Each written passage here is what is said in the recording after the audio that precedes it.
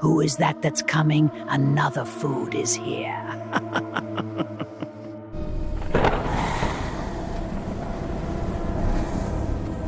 In the time when the earth was still young and the spirits walked freely between the realms of the living and the dead, there lived a boy named Eche in the village of Umuahia. The village sat at the edge of a great forest, a forest so deep and so dark that even the bravest hunters dared not venture beyond its outer edges.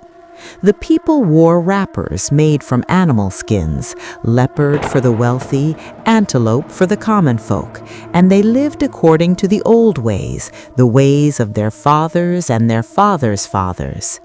Eche was 12 seasons old, a boy with quick feet and a kind heart.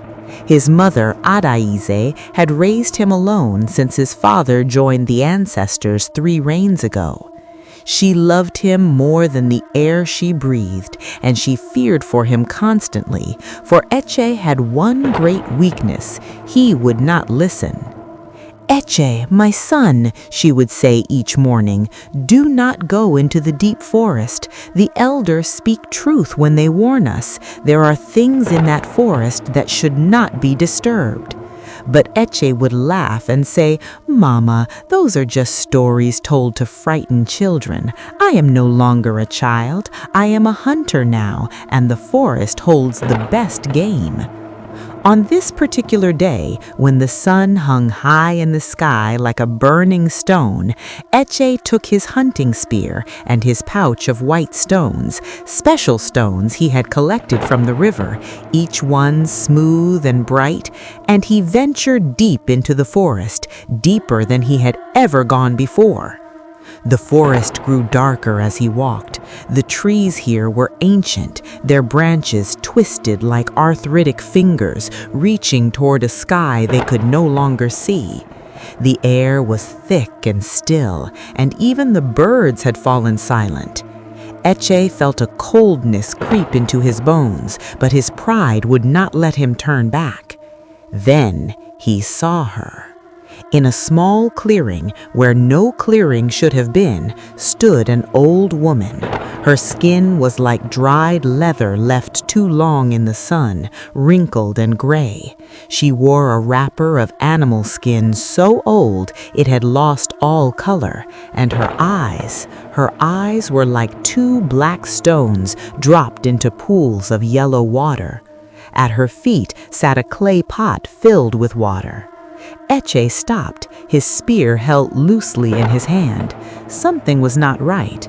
How did this old woman get here? Where did the water come from? He had passed no stream, no river. The forest here was bone dry. "Young man," the old woman called, her voice like dried leaves scraping against stone. "Come, help an old woman. Carry this pot to my house. My bones are too weak for such burdens." Eche's mother's warnings echoed in his mind, but he pushed them aside. He was not a coward. He was not a child who believed in ghost stories. And besides, his mother had taught him to help the elderly, to show respect to those who had lived long enough to see many seasons come and go. "Yes, grandmother," he said, approaching cautiously, "I will help you." As he lifted the pot, noting that it was surprisingly light for one filled with water, he kept his eyes on the old woman. There was something wrong with the way she smiled. Her teeth were too sharp, her gums too black. "Lead the way, grandmother," he said. As they walked, Eche's hand slipped into his pouch. Quietly, carefully, whenever they came to a fork in the path, he dropped one of his white stones. The old woman walked ahead, humming a tune that had no melody, and she did not notice. They walked for a long time. The forest grew darker still, though the sun had not yet begun its descent. Eche's legs grew tired, and fear began to whisper in his heart. "Grandmother," he called out, "I must return home now. It is growing late, and my mother will worry." The old woman turned, and in the dying light, her shadow seemed to stretch unnaturally long. We are nearly there, my child, just a little farther. Would you abandon an old woman so close to home?" Eche's kind heart won over his fear. "No, grandmother, I will see you safely home." They walked on. By the time they reached the old woman's dwelling, the sun had begun its final descent, painting the sky with streaks of blood red and deep purple. The house was a small mud structure, so old and abandoned that grass grew from its thatched roof and the walls had begun to crack and crumble. How can she live here alone? Eche wondered, but he kept his thoughts to himself. "Thank you, my child. Now it is too late for you to return home. The forest is dangerous at night. You must stay here until morning." Something in Eche's memory stirred. The elder stories. Hadn't they mentioned something about staying in the forest after dark? About accepting hospitality from strangers? "I cannot, grandmother. My mother does not know I am here. She will be sick with worry." The old woman's smile widened.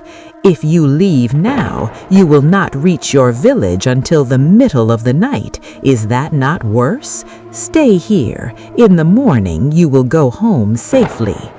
Eche thought of his mother's face twisted with worry, but he thought also of stumbling through the dark forest, of losing his way, of the things that might hunt in the darkness. Against his better judgment, he nodded. "I will stay, grandmother." The old woman's eyes gleamed. "Good, good. I must go fetch firewood. Make yourself comfortable." And she disappeared into the shadows of the trees.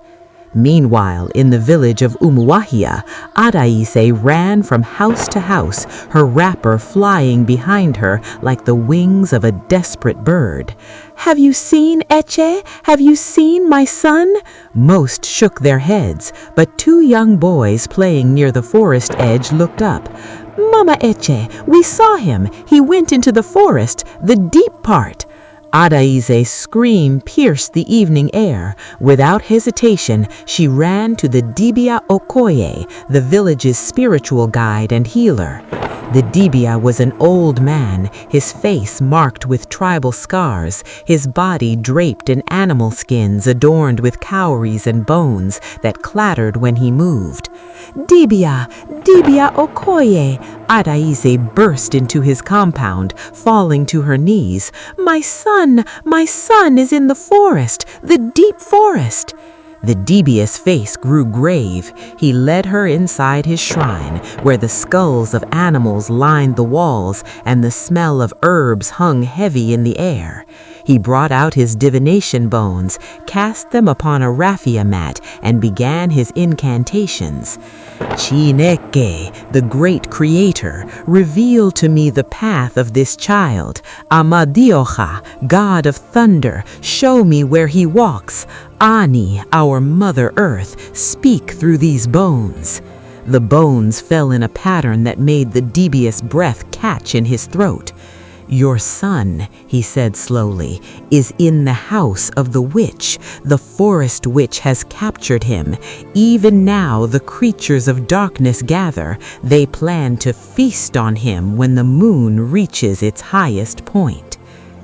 Adaise collapsed, her wails filling the night air, but the Dibia pulled her to her feet. "There is no time for tears. We must go to the Igwe now." They ran to the palace, where Igwe Eze sat in council with his advisors. The Igwe was a tall man, his chest bare, except for the leopard skin draped across one shoulder, his head crowned with eagle feathers. When he heard the Dibia's words, he stood immediately. "Guards, 5 of my strongest guards, bring torches. We go to rescue the son of Adaise." 5 warriors stepped forward, each carrying a long stick with fire blazing at its tip. The Dibia closed his eyes, letting the spirits guide him, then pointed toward the forest. "He is there, in the heart of darkness. We must hurry." In the witch's house, the old woman had gone to her gathering. In a clearing where the twisted trees formed a circle, she met with creatures of shadow and nightmare, other witches, spirits with too many limbs, things that had no names in the language of humans. "Sisters," the old woman cackled, "I have captured a feast, a young boy, tender and sweet. When the moon reaches its peak, come to my dwelling. Tonight we shall eat well." The creatures hissed and laughed, their voices like breaking branches and dying screams.